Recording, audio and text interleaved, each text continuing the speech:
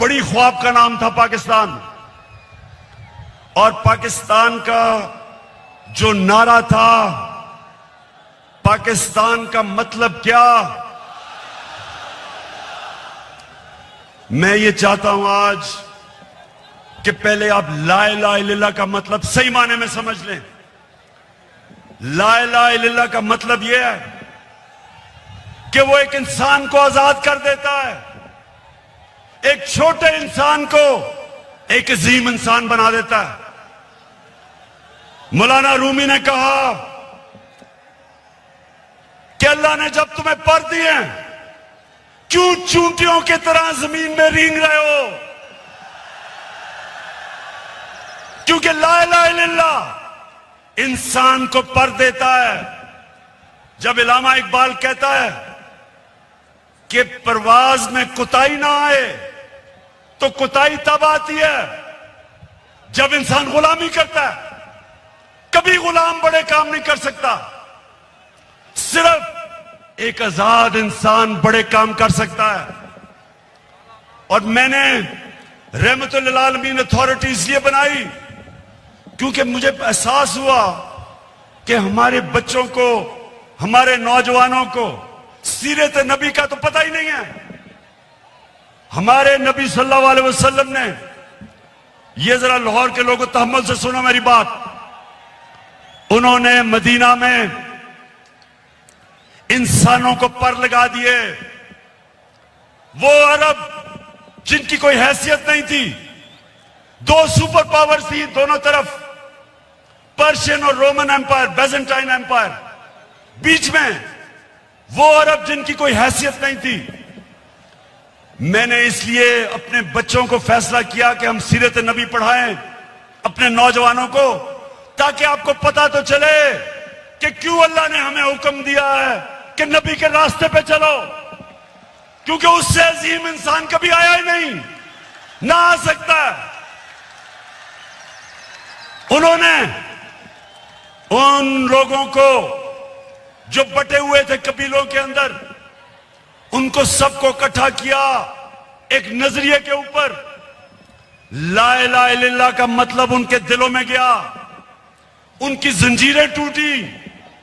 जंजीरें जो इंसान को जमीन पे रखती हैं, इकबाल के शाहीन बने वो, दुनिया की उन्होंने इमामत की। और ये दुनिया की तारीख का हिस्सा है, ये सारी दुनिया की तारीख का हिस्सा है जिसका हमें पता ही नहीं है कि उन्होंने क्या किया था, जो इंसानों की जंजीरें तोड़ के उन सबको दुनिया की लीडर्स बना दिया। तो पाकिस्तानियों, इसलिए मैं आज आपके पास आया हूं कि ये जो कहता है कि बेगर्स आर नॉट, कि हम जनाब मकरूज हैं इसलिए गुलाम हैं। शहबाज शरीफ, तुम पैसे के गुलाम हो, हम कौम आजाद हैं। और दूसरा कहता है कि जनाब हम तो लाइफ सपोर्ट मशीन पे हैं, अमेरिका जब चाहे बंद कर दे।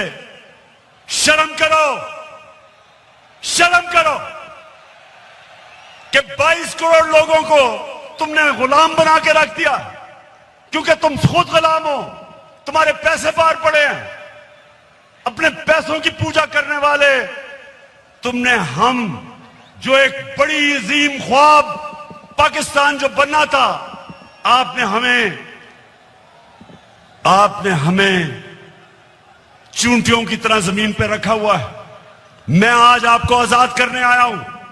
मैं आप आज से अहद लेने आया हूं कि हमने इकबाल का शाहीन बनना है।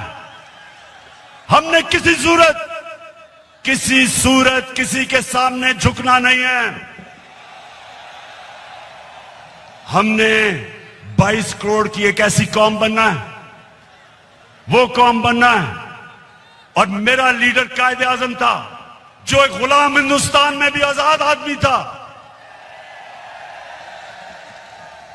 तो पाकिस्तानियों, मैं चाहता हूं कि आप अपना मुकाम समझें। कुरान में अल्लाह कहता है कि मैंने इंसान को अशरफुल मखलूकात बनाया, सबसे अजीम मखलूक। फरिश्तों को कहा कि इस्लाम इंसान के सामने झुको। शैतान को उन्होंने जन्नत से निकाला एक वजह से, इबादत तो वो सबसे ज्यादा करता था अल्लाह की, क्योंकि उसमें तकब्बर था, कहता मैं इंसान के सामने नहीं झुकता। और अल्लाह ने उसे कहा कि तुम्हें भी अंदाजा नहीं कि मैंने इसको क्या सलाहियतें दी हैं।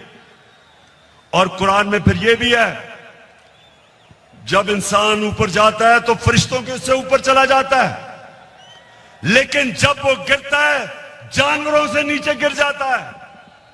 हमारे ऊपर है, हम ऊपर जाना चाहते हैं या जमीन पे रेंगना चाहते हैं। पाकिस्तानियों, आप एक दफा फैसला कर लें। जब आप फैसला करेंगे कि हम किसी सूरत स्वाय अल्लाह के किसी के सामने नहीं झुकेंगे, आपकी परवाज ऊपर चली जाएगी। जिस दिन ला इलाहा इल्लल्लाह का मतलब आप समझ गए, आपकी जंजीरें टूट जाएंगी। ये जो गुलामी की जंजीरों में हमें डालना चाहते हैं टूट जाएंगी। अब सब उठ जाएंगे।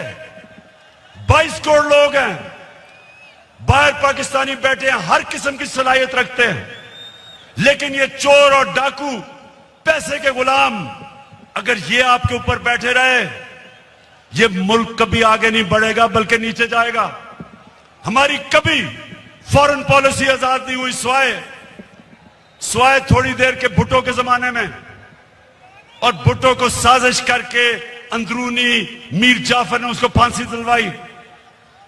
कभी उसके बाद आजाद नहीं हुई, लेकिन कभी इतनी गुलाम भी नहीं हुई जो ये थ्री स्टूजेस के दौरान हुई है। जो इन्होंने हमारे साथ किया, जिस तरह इन्होंने हमें गुलामी करवाई, इसकी कोई मिसाल नहीं है। रमजी यूसुफ को पकड़ा दिया अमेरिकनों को हमारे कानून के बरखिलाफ। एमएल कांसी को पकड़ा दिया हमारी अदालतों को पूछे बगैर।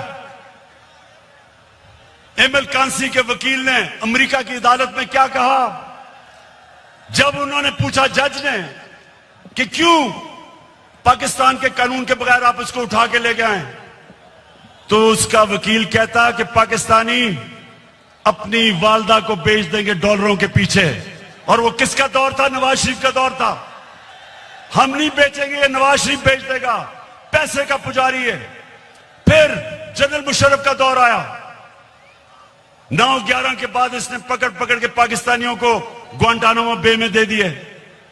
मुल्ला ज़ईफ तालिबान का एम्बेसडर था, जिनीवा कन्वेंशन के मुताबिक उसको प्रोटेक्शन थी, उन्होंने उसके बावजूद पकड़ा दिया, उनको ग्वांटानामो बे में भेज दिया। हमारे मुल्क से लोगों को उठा के ले गए। हम जंग उनकी लड़ रहे हैं और दुश्मन हम ही बने हुए हैं। 400 ड्रोन अटैक्स करवा दिए, कबायली इलाके को उजाड़ दिया। जो कबायली इलाके के लोगों को मुश्किलों का सामना करना पड़ा, आप सोच भी नहीं सकते। 35 लाख लोगों ने नकल मकानी की वहां से, 40 लाख लोगों ने स्वात से नकल मुकानी की। या मेरे 2 एक्स मिनिस्टर्स बैठे हुए हैं। मुराद सईद, इसकी वालदा को उसी जंग में स्वात में जब बम फटा तो उसकी वालदा के सर पे लगा, अभी तक वो कोमा में है, सालों से वो कोमा में पड़ी हुई है। यहां सरताज गुल है, उसका भाई यहां खुदकुश हमले में लाहौर में वो बेचारा शहीद हुआ। मेरे मां और वालिद की दोनों तरफ से एक जनरल बिलाल शहीद हुए वालदा की तरफ से, और न्याजी हमारे मियां वाली से शहीद हुए। 80,000 हमारे लोग मारे गए। क्यों? पाकिस्तान की जंग से क्या ताल्लुक था? क्योंकि गुलाम बैठे हुए थे। हमें कुर्बान किया गया किसी की खातिर और हमें दुनिया में जिल्लत मिली। उसामा बिन लादेन को पाकिस्तान में आके इन्होंने खत्म किया। कोई 3 दिन कोई बोला नहीं। प्रेसिडेंट ओबामा अपनी किताब में लिखता है कि मुझे बड़ा खौफ था कि मैं सदर जरदारी को जब टेलीफोन करूंगा वो बड़ी मुजम्मत करेगा कि तुमने हमारे मुल्क में आके ये किया क्या। कहता जब 3 दिन के बाद मैंने जरदारी को टेलीफोन किया तो कहता मुझे मुबारक देनी शुरू कर दी उसने।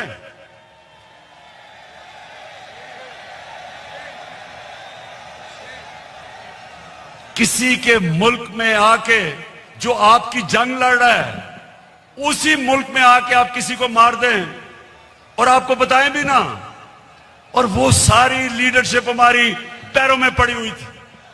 पाकिस्तानियों याद रखें, कभी आपकी कभी दुनिया इज्जत नहीं करेगी जब तक आप अपनी खुद इज्जत नहीं करेंगे।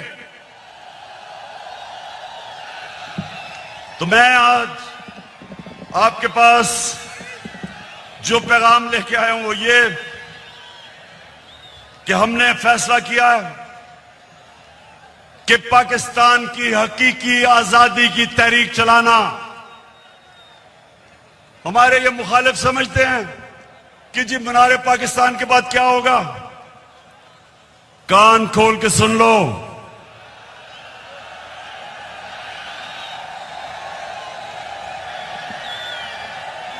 कान खोल के सुन लो कि असल पार्टी तो अब शुरू हुई है। डट के खड़ा है अब इमरान, ठीक करेगा सब कप्तान, नया बनेगा पाकिस्तान, नया बनेगा पाकिस्तान, नया बनेगा पाकिस्तान।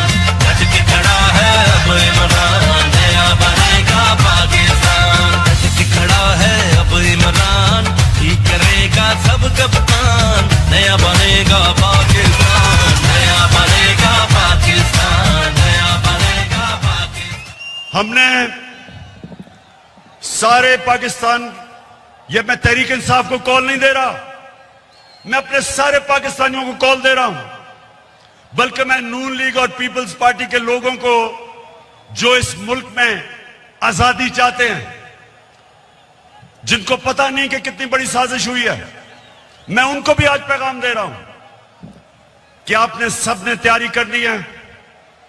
गली गली, मोहल्ले मोहल्ले, शहरों में, गांव में आपने सबने तैयारी करनी, आज से शुरू करनी है। आपने मेरी कॉल की इंतजार करनी है जब मैं आप सबको इस्लामाबाद बुलाऊंगा।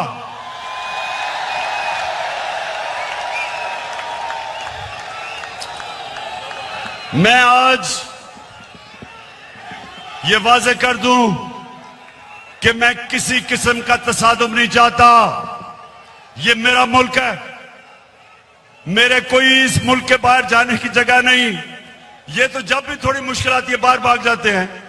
ऐसे लगता है कि ये बरतानिया की क्वीन को इनके रिश्तेदार है,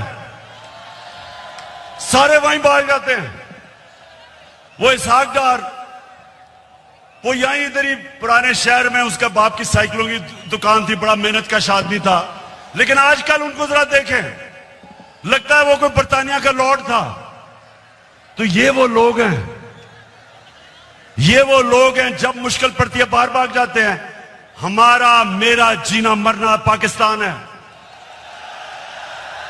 किसी किस्म का मैं तसादुम नहीं चाहता अपने मुल्क में। हमारी फौज है, हमारी पुलिस है, और फौज का भी मैं ये कह दूं कि अगर हमारे पास एक ताकतवर फौज ना होती तो आज पाकिस्तान के 3 टुकड़े हुए होते।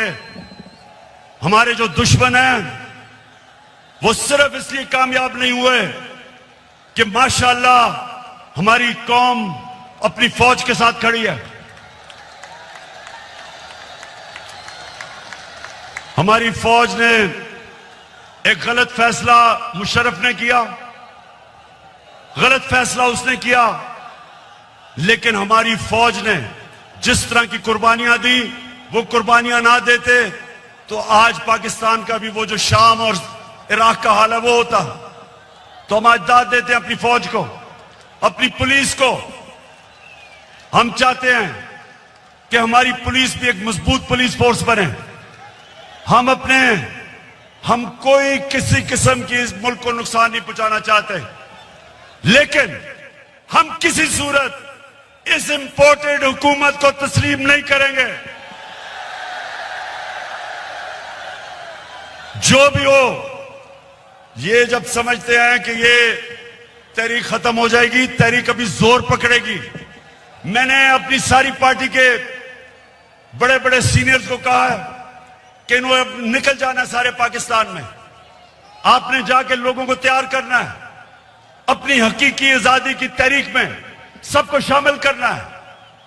आपने अपने इलाकों से निकल के और सीनियर लीडरशिप ने पाकिस्तान के उन इलाकों में जाना है ताकि लोग तैयार हों, मेरी कॉल की इंतजार करें। और मैं सिर्फ एक चीज चाहता हूं, कोई और चीज नहीं चाहता।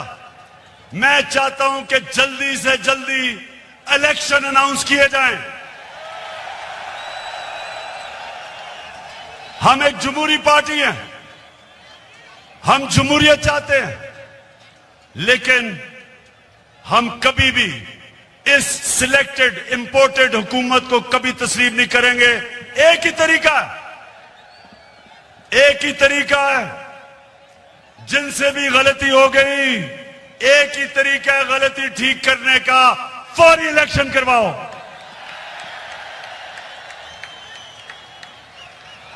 27वीं तारीख को मैं चाहता हूं मेरे पाकिस्तानियों,